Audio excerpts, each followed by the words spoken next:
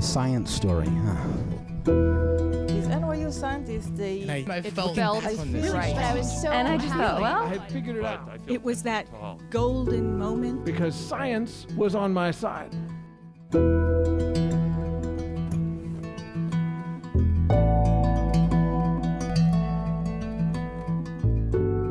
Hey everybody, welcome to the Story Collider, where we bring you true personal stories about science. I'm your host, Aerin Barker, and this week the Story Collider staff is on vacation for the holidays, so we're bringing you two of our favorite stories that have aired in years past, from scientists Aerin Jacob and Daniel Miller. Both of these stories are about two very different paths to careers in science. Our first story is from Aerin Jacob. It was recorded in July 2015 at the International Association of Landscape Ecology World Congress in Portland, Oregon, at our show in partnership with Springer Nature.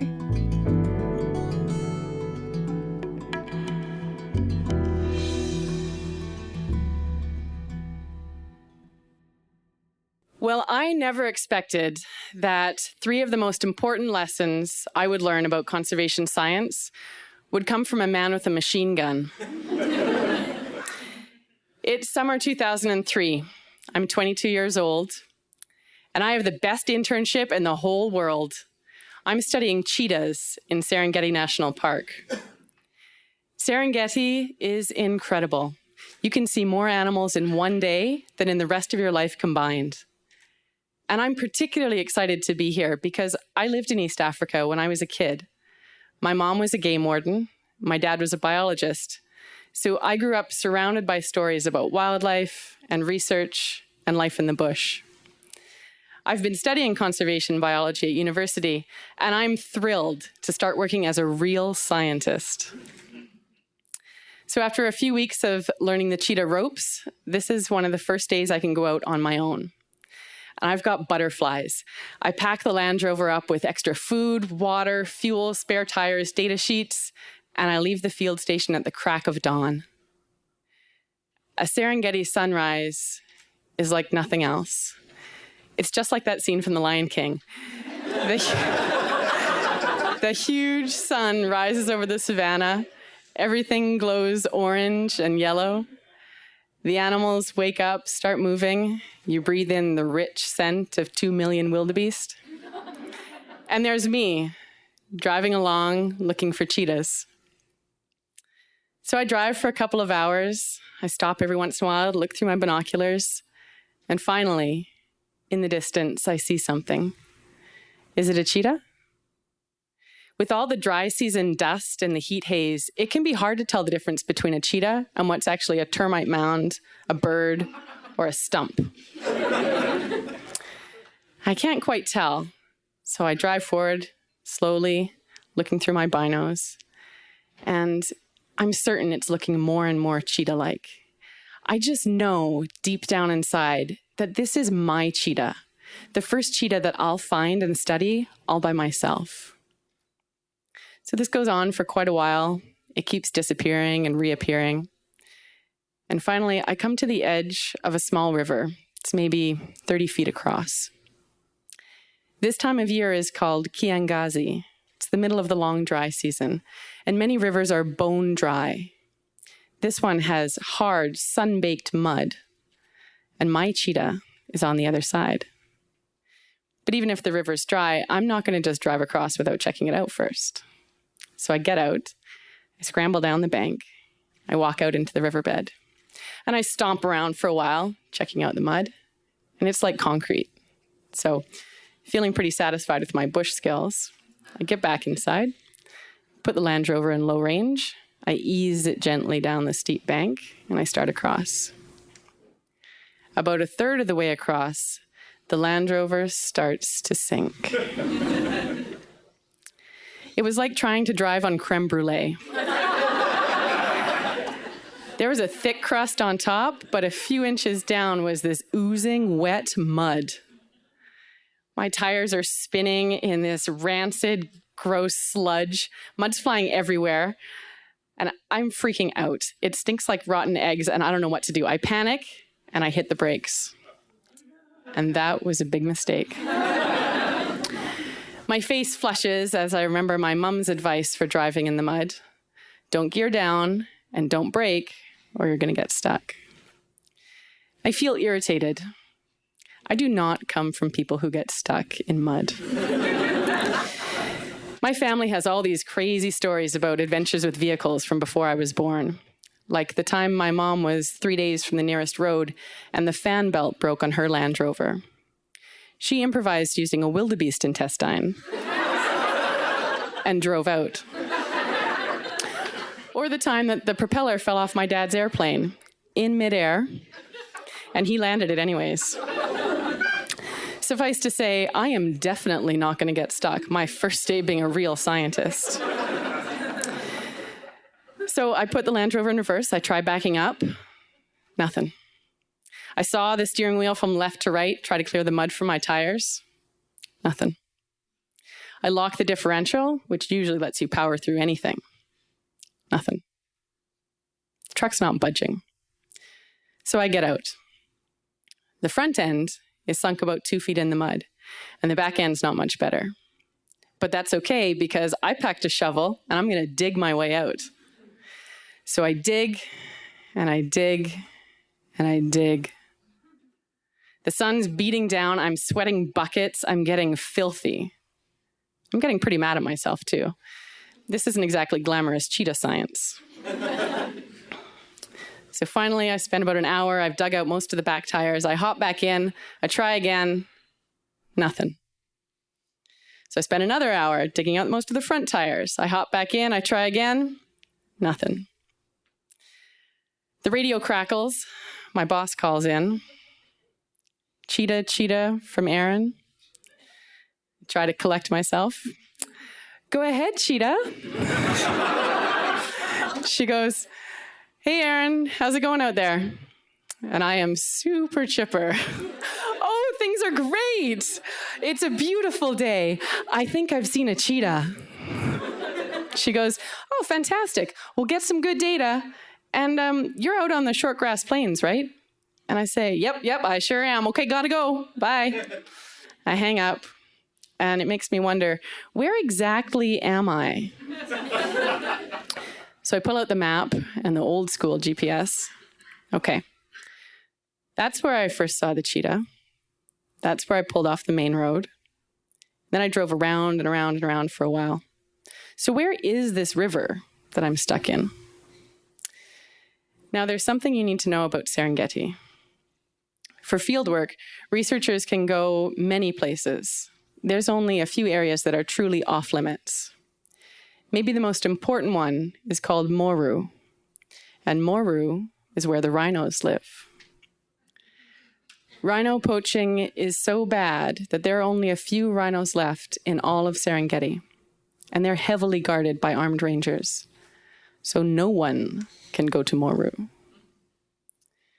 So where do I see the nearest river? Slowly, it dawns on me. Oh my God, I'm in Moru. I'm in Serengeti's #1 do not go zone with the rhinos and the rhino rangers and the rhino poachers. And no one knows I'm here because I drove in early in the morning and now I'm stuck down in a riverbed. And that kind of sneaking around, that's exactly what poachers do. So if anyone sees me, they're going to think I'm a poacher. And how serious this was started to sink in. This is bad. Before, I was just mad at myself and potentially embarrassed about getting stuck so soon. But now, if anyone finds out, I could get the research project in a lot of trouble. My heart's beating wildly. I'm getting pretty stressed out, and I think, okay, calm down, problem solve. I need traction. There's some logs on the riverbank. If I get some of those branches and I stuff them around and underneath the tires, I'll be able to get enough friction to get out of here. So I spent an hour. I dig these elaborate trenches all around the tires. I fill them full of branches. I hop back in. I try again. Nothing. My boss calls back, asks how things are going with my cheetah. I make up this happy story about how it's hunting.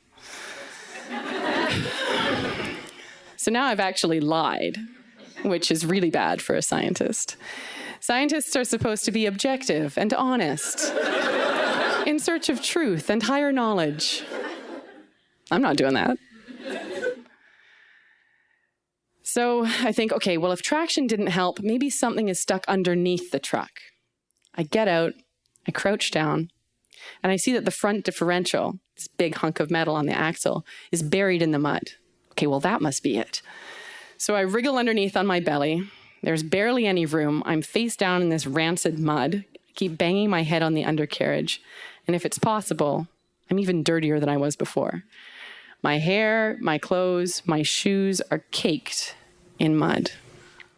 So I'm lying there, I'm scooping out the mud by hand, and I hear this weird noise. It's from the other side of the truck. It's kind of a breathy snuffling. The hair on the back of my neck stands up. I kind of crane my head around, and I see a young hyena staring back at me. And I flip out. I mean, it's a hyena. They're a major predator. They bring down buffalo. Their jaws can crack through giraffe femurs. And I'm lying there on the ground. I scream, I scramble out from underneath the truck. As I go to leap back inside, one of my shoes falls off. The hyena's a little bit startled, so it backs off, but then damned if it doesn't come around the truck and pick up my shoe. Have you ever been so frustrated that you just snap? Well, I snapped. I don't know what possessed me, but I take off my other shoe. I open the door and I burst out wielding it like a rolled up newspaper. And the hyena drops my shoe, tucks its tail between its legs, and takes off. I grab my shoe, leap back inside, and slam the door. And the adrenaline is amazing. My heart's pounding, my eyes are open wide, my nostrils are flared, and my skin is on fire. And I burst into tears. I have to accept that although I got myself into this mess, I cannot get myself out of it. And what am I doing? The truck's not moving. I'm not collecting data. I'm lying to my boss. And if I don't get back to the research station by dark, everyone's going to be really worried. So I take a deep breath. I swallow my pride. I pick up the radio. Cheetah from Aerin. Hi, so I'm actually stuck. Yeah, for a while. Pretty much the whole day. My boss is pretty understanding. I give her my GPS coordinates. I neglect to tell her that I'm probably in Moru. She says that she and a few of the other researchers will leave immediately and come pull me out. So I'm sitting up on top of the roof of the Land Rover. I can just see above the riverbank. And eventually, in the distance, I see this big cloud of dust rising. That's the research convoy coming to drag me out. But from the other direction, from deep in the heart of Moru, there's an even bigger cloud of dust rising. And it's coming my way even faster. Although the rangers couldn't see me down in the riverbed, they could sure see that big cloud of dust, that research convoy coming. They probably thought it was the world's most brazen poachers. These two clouds of dust converge on the river at the same time. The researchers are on one side, the rangers are on the other. I'm in the middle, covered head to toe in mud. There's yelling, there's machine guns. I'm trying to explain myself to everybody at once. It's chaos. Finally, things kind of calm down. The rangers believe that I'm not a poacher, but then they want to know, what am I doing there? And if I was so stuck, why didn't I just ask for help? I show them my trenches and branches. I tell them about the hyena. Soon everybody's laughing, even me. And in the end, it only takes a couple minutes to hook up the winch and pull me out. Just before we go to leave, I go to say goodbye to the rangers. Marafiki asanteni sana, poleni sana kwa shida. That's Kiswahili for, my friends, thank you so much. I'm so sorry for all of this trouble. One of the rangers leans on his machine gun and smiles. He says, Mama duma mdogo, little cheetah woman. Kazi ya uhifadhi ni ngumu sana. Working in conservation is very hard. Leo umejifunza mambo matatu muhimu. Today, you learned 3 important things. Kwanza, elimu ni maisha, si vitabu. First, education is life, not books. Pili, dawa ya moto ni moto. Second, the medicine for fire is fire. Tatu, umoja ni nguvu. Third, unity is strength. As I walk back to my Land Rover, I think about what he said. And I've thought about it many times since. He's right. First, you learn the most about conservation from being on the ground. Second, you've got to be tough. When the path gets muddy, don't stop, keep going. And third, you can't do it all alone. If you get stuck, don't be afraid to ask for help. Nearly 15 years later, these Swahili proverbs are still 3 of the most important lessons I've ever learned about conservation.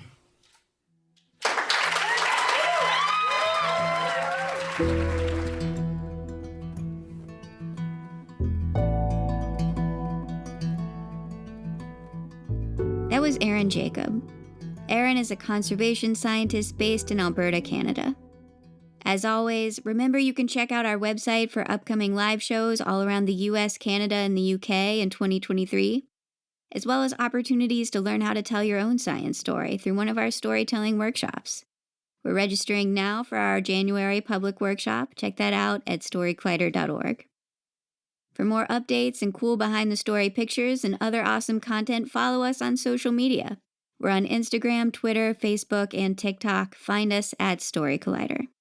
And finally, if you're a fan of this podcast, and if you, like all of us at the Story Collider, believe in the power these stories have to reveal the humanity behind science, to change our understanding of how science happens and who it belongs to, please consider donating to the Story Collider at storycollider.org/donate. You can also sign up to support us on a monthly basis at patreon.com/thestorycollider. Our Patreon supporters can receive an ad-free version of this podcast, as well as occasional bonus episodes and other gifts. We're so grateful to everyone who helps make our work possible. What's the best way to learn a new language? Immersion. But sometimes that's not in the cards. But you can still learn a language the second best way, and that's with Babbel. Now, I might only be 1 week into learning German with Babbel, but I'm so excited to start being able to speak German with my mom. With Babbel, you can learn everything you need to have real-world conversations, and all it takes is just 10 minutes a day. One study found that using Babbel for 15 hours is equivalent to a full semester at college, which is bonkers. But Babbel is conversation-based learning with science-backed cognitive tools like spaced repetition and interactive lessons created by real language teachers and voiced by real native speakers. So here's a special limited-time deal for our listeners. Right now, get up to 60% off your Babbel subscription, but only for our listeners at babbel.com/story. Get up to 60% off at babbel.com/story. Spelled BABBEL.com/story. Rules and restrictions may apply. Our second story today is from Daniel Miller. It was recorded in July 2014 at the Oberon in Cambridge, Massachusetts. Please be aware that this story contains descriptions of abuse that may be disturbing to some listeners.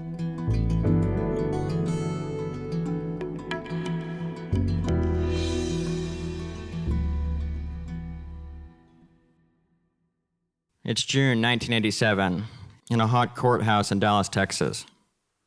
I'm 4 years old. I'm looking down at my Converse and fiddling with the buttons on my Oshkosh Bagosh overalls, and nodding yes. The judge leans into me and says, "Danny, can you please say that into the microphone?" I look up. A pretty lady is staring at me, a pretty lady with black hair. I lean into the microphone, and I say, "Yes." I'm 4 years old, and I'm the primary witness in an aggravated sexual assault case.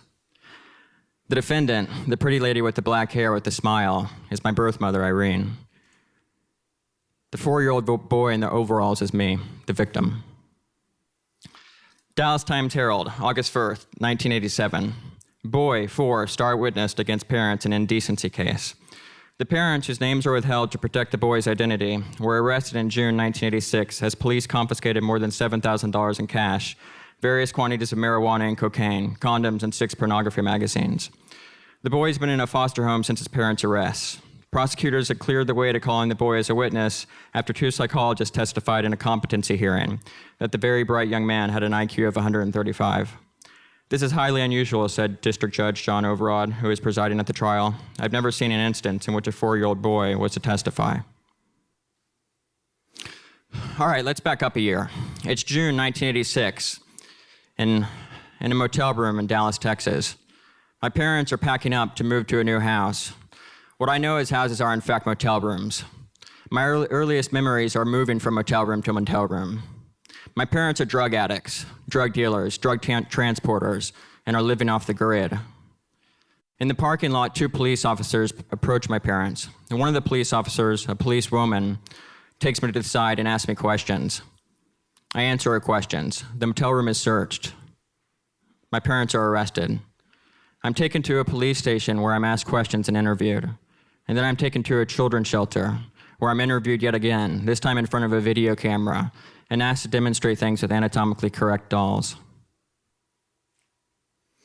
I spent a few days in the children's shelter before I moved to a new family, a real family, the McWilliams. I'm told they're my foster family. But the most important person in my life is my caseworker, Betsy. I spend my most time with her, and I love Betsy. After my parents post bail, they disappear. I don't know where they've gone, and I don't understand why they've left me. I tell Betsy that I'm gonna go look for them.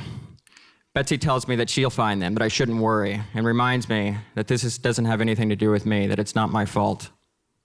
The weeks after the motel incident are very confusing for me. There are a series of seemingly endless questions, and even more of the same questions, from lawyers, doctors, social workers, all trying to make sure that I know that this isn't my fault, that it's my parents' fault, and that I didn't do anything to deserve this. It's August 1986 in Dallas, Texas. It's early in the morning when my foster mother comes out and tells me that Betsy has found my birth parents. She says we're going to meet them that morning. Everybody's been telling me that my birth parents are terrible, but I miss them. So at the visit, I don't know how to feel. I don't know how I should behave. A few weeks pass before the second visit. Betsy picks me up from my foster parents' house. We drive to my psychologist's office. We arrive. We get out of the car. We're walking up to the office. Dan comes out of nowhere. He walks up quickly. He walks up to Betsy, pulls something from behind his back, and points it at her face. He sprays her with liquid. It's all over her face. Betsy falls down. She's screaming. Dan grabs me quickly and puts me in the passenger seat of his car. We drive away. I look at Dan. I ask him what he sprayed in Betsy's face. He says, shit, there's a large bag of cocaine in the cup holder. As we tear off down the highway, I ask Dan if we had Frosted Flakes at home. I'm only 4 years old. Soon we stop at a department store. Dan changes clothes and asks me to dress up as a girl. He buys me girls' clothes. He says, change, do it fast. I do. And then we get back in the car and we tear off down the highway. Associated Press, August 26, 1986. Man sprays social worker's face with mace, snatches boy. The child was returned to the foster parents after his father, Daniel Glass Bernard, 43, of Harrison, Arkansas, was arrested Monday in Carrollton and charged with aggravated assault on social worker Betsy lied, police said. The day after the abduction, I moved immediately from the McWilliams house to a new foster family. But the foster family acts strange, and I can tell they don't like me. I learned later that they're scared for the safety of their own daughter. So then I moved from that foster family to another foster family, the Chapmans. I lived with the Chapmans for 3 years. They're wonderful people. I learned to get comfortable with them. I loved them. But then I moved from the Chapmans after those 3 years. When at almost 7 years old, I'm adopted by my birth parents, the Millers. Now, before I go on, I need to be really clear about something. By the time I was 7, by the time I was adopted, After the abuse and after the abduction, after the foster families, I was damaged. There's no two ways about it. You see, I was taken from my birth parents, rightfully so. And then the next most important person in my life, Betsy, she was attacked by my birth father and she left too. And then 3 foster families came and 3 foster families went. And each time I thought it was because of something I did. I thought it was because of something that was wrong with me. I never felt like a victim. I always felt like I was the bad guy, like I was the perpetrator. I felt like I was a sneak, like I had to hide who I was, like I had to hide who I really was and be perfect. Felt like I had to be perfect in order to receive forever parents, to get people to love me forever. This faulty belief system became a core part of who I was, and that was the real damage that was done. It's 1994 in Dallas, Texas. I'm scanning the shelves of a bookstore, looking for anything I can find on black holes or Einstein's theory of relativity. The week before, in my math class, my math teacher introduced us to the idea of black holes. I don't remember why I introduced him, but I knew that I had to know everything by the end of the class. What are black holes really? Are they 2-dimensional, 3-dimensional? What's on the other side of the hole? Why hasn't anyone told me about them before? When I get home, I press my dad for more information. I've been living with my parents, my adopted parents, for 5 years. Wonderful people. A professor and an engineer. My dad's the engineer, and he does better than my math teacher. Black holes are predicted by Einstein's general theory of relativity. There are extreme warpage of space-time. He tells me about light on trains and other phenomena. It's clear that he has no idea what he's talking about. At least I'm not satisfied. So I leave the adults and move on to try to find answers in books. So on the shelves of those bookstores, I spot 2 books. One, a thick, big, black book with white lettering called Gravitation. Sure, it weighs almost as much as I do, but it has a picture of an apple on the front, so it's probably appropriate for a 12-year-old. Turns out this was the canonical textbook for graduate-level general relativity students. Not necessarily appropriate for a 12-year-old. The other book was a thin, slim book called The ABC of Relativity by Burton Russell. Chapter 1, page 1, first sentence. Everyone knows that Einstein did something astonishing, but few people realize what that was. That was it. I was introduced to physics and I was off and running. Before the last page closed of the ABC of Relativity, the first page had opened of Kip Thorne's Black Holes and Time Warps. And then Stephen Hawking's A Brief History of Time. Now, this intellectual fascination that I had with physics, with our universe, with its character and nature and the beauty of it, was extremely important. It's defined my life in important ways. And I do suspect that potentially there's a universe where after that day in the bookstore, I became maybe some sort of child prodigy. I don't know, I like to think so. But that didn't happen in this universe. In this universe, I still had to deal with all that pain. I had to deal with that little boy, and I had to take care of him. You see, I went through periods of severe depression. I went through periods of unbearable sadness and pain. I repeatedly threatened to commit suicide. I was put in a psychiatric unit for observation. But eventually I did find a solution to this pain. But the cost would be enormous. So in 1994, I discovered 2 things. I found Einstein and I found drugs. One was a fix for my intellectual curiosity. The other fix suffocated my emotions, prevented me from understanding who I was, and prevented me from growing as a person. By the time I was 13, I was on a daily regimen of drugs. Marijuana in the morning, alcohol in the evening, LSD on weekends, and benzodiazepines and amphetamines as available. The trajectory resulting from this is predictable.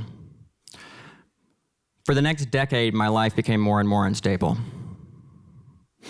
A series of arrests, drug overdoses, and drug rehabilitation centers. I won't go into detail. I'll just say that my life unraveled, sometimes quickly, sometimes slowly. It's October of 2004 in Austin, Texas. I wake up in a cold, hard jail cell. A combination of benzodiazepines and alcohol ensures that I have no recollection of how I arrived here. Not to worry, judges are eager to provide you with this information during your arraignment. At my arraignment, my charges read off. Aggravated assault with a deadly weapon, causing bodily injury. This is a serious charge. My bail is set at $20,000. As is typical, I called my parents to bail me out of jail. As is not typical, they say no.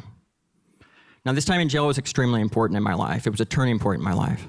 For 30 days, I was clean. For 30 days, I had the ability to reflect on the discrepancy between what I thought my life was and the reality of my situation. I thought I was some genius rock star. The reality was that I was a 22-year-old drug addict. I lied to people, I stole from people, I hurt myself. I was a drug addict sitting in a jail cell because I had assaulted another man. I was becoming my birth father. And then I thought about that little boy, the one who had fought so hard to be loved, the one who testified and sat in that chair against his birth mother when his feet couldn't even touch the ground. And I realized that I was the one who let that boy down. I had abandoned him utterly. So I decided to knock. I decided that boy had just been dealt a shitty hand, that he wasn't a bad kid. He had just made a few mistakes along the way.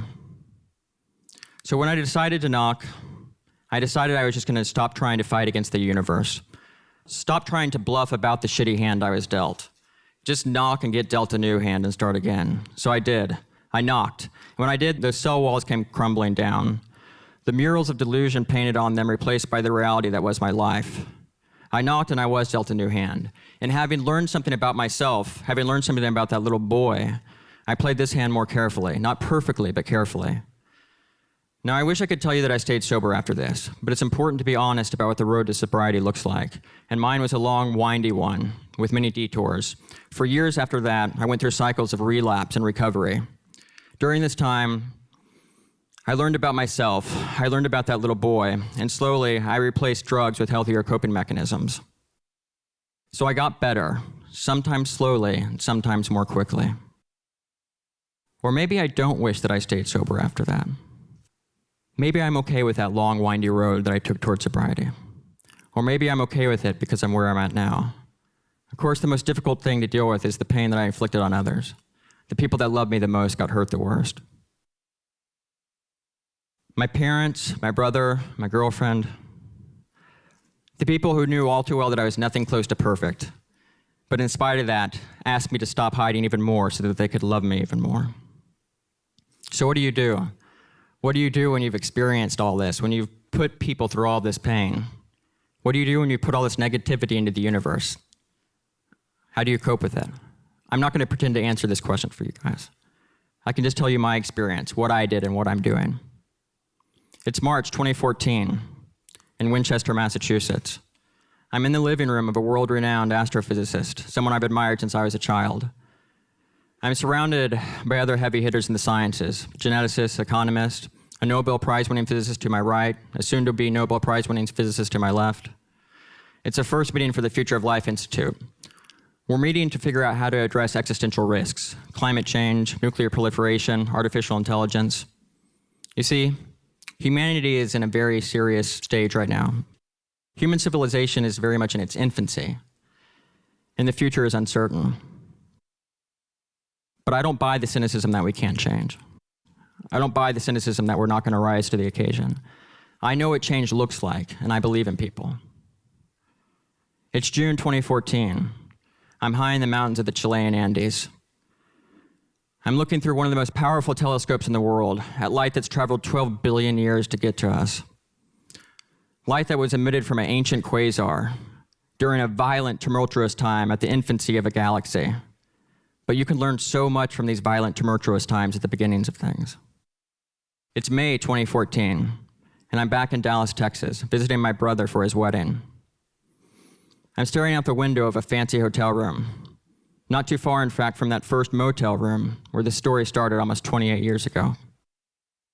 I'm being interviewed by a girl named Emily, a mathematics student who I met a couple months earlier when she came to a lecture I was giving on cosmic inflation to the general relativity course for graduate students at MIT. Emily's working on a project to understand what the common factors are for people that are successful in the sciences. It's nearing the end of the interview when Emily asked me this following question. What do you regret the most, Danny? If you could change something and go back, what would it be?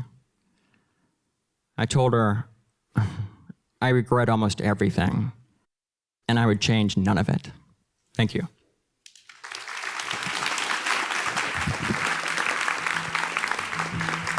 That